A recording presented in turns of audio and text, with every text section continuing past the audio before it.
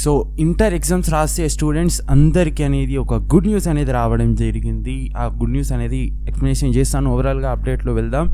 And my name is Imran, welcome to my channel TST official. So ఛానల్లో first time వస్తే please ఛానల్కి subscribe చేయండి.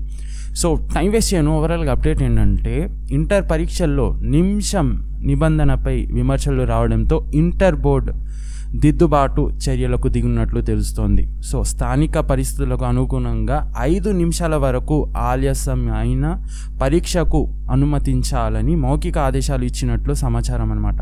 నిన్న ఆదిలాబాద్ గురుకుల కాలేజీ హైదరాబాద్లో 9 గంటల తర్వాత వచ్చిన పరీక్ష కేంద్రాల్లోకి వెళ్ళనిచ్చారు. కాగా నిన్న ఈ నిబంధన వల్ల ఆదిలాబాద్ జిల్లాకు చెందిన ఓ స్టూడెంట్ సూసైడ్ చేసుకున్నాడు. సో ఒక ఇంపార్టెంట్ మ్యాటర్ మీకు చెప్పాలి. చూడండి, ఎగ్జామ్ సెంటర్కి చాలామంది స్టూడెంట్స్ అనేది వెళ్తున్నారు, ఓకేనా. చాలామంది స్టూడెంట్స్కి ఎగ్జామ్ సెంటర్ అనేది వాళ్ళ ఇంటి నుంచి చాలా దూరం ఉంటుంది. సో మై డియర్ స్టూడెంట్స్, కొద్దిగా మీరు ఆలోచించండి అన్న. ఎగ్జామ్ అనేది మీకు 9కి ఉన్నప్పుడు మీరు ఎగ్జాక్ట్లీ అక్కడ 8కి ఉండాలి. ఎందుకంటే నేను ఒక స్టూడెంట్ని చూశాను, అతను 1 మినిట్ లేట్ అయినా ఎలా చెయ్యలేదు. సో ఆ మనస్తాపంతో అనేది సూసైడ్ అనేది చేసుకోవడం జరిగింది. అలాంటి ఏం చేసుకోకండి. అండ్ గవర్నమెంట్ కూడా ఆలోచించి ఈ యొక్క నిబంధనపై అనేది స్పందించింది.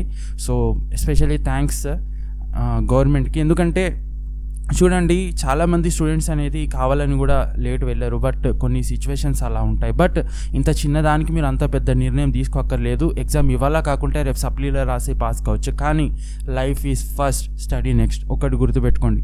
సో 5 నిమిషాలు లేట్ వెళ్ళొచ్చు కదా అన్నయ్య చెప్పారు అని లేట్గా వెళ్ళకండి, సరేనా. అప్పుడప్పుడు బై ఛాన్స్లో డైలీ లేట్గా వెళ్ళొద్దు. ఎగ్జామ్కి కమ్సే కమ్ హాఫ్ అన్ అవర్ బిఫోర్ మీరు సెంటర్ కాడ ఉండాలి, ఓకేనా.